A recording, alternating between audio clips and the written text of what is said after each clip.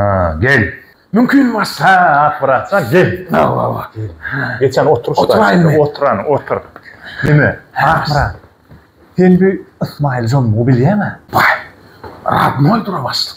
Zana. Bir ten, bir zan, bir kanır.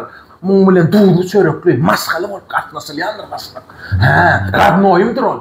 Şon var bir hili. İşleyişin hala mı var şon var? Ay. Düzdür sonra başlık. Aydarına. Neyme kim orada mağay. Radnoyum da men. Bir ten, bir zan, bir kanır. Men ayda ayırın. Siz bana aytın, menim ona aydarım. Ay yo, onu var ha, işten bir ayırmasa bolano. Erti yığınakta sen var turup var. Hova doğru dip var. Men tak dip bakan bollu onu. Unuttur ya. Ay. Başlık. Neme de ha.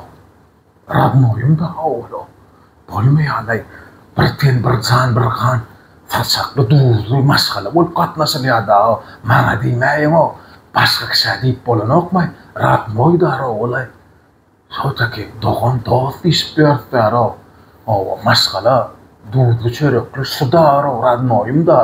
Radnoyum da ne ettay bastı. Bolmayanay. Hayır. Bolmayan mı olsa bolano. Bolli. Düşünükkür sen arkayını işlemlen boluver. Bir orunma sarın ama ara. Yeri boştu olin. Ona başka bir adam gözünür var. Başlık. John İsmail'e diyen değil mi? Oo. Vay. Ümit heriftin vay. Kadar fon başlık.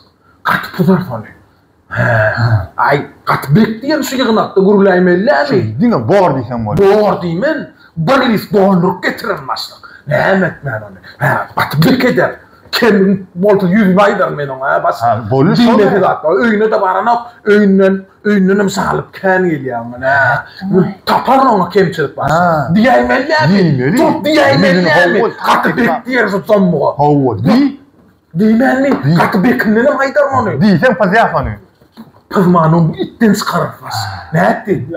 Bolmayan. Bolli. Sen arkayını işe aslamlan bol. Onu erti yığınakta gurulaştık. Mesele değil aslında. Bollu yankı yenin stok.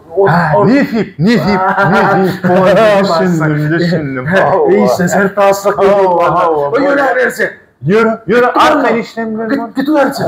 Gidivereyim. Bollu başlık. Sen avval tanrı yapar. Bollu. Etirden ondan ben değerli hoşlanma geçiriverim. Nefip. Orada basan. Da. Can olsun diye oturuyorum. Zomba ayran tamamı. Senin azmalı olayım mesela.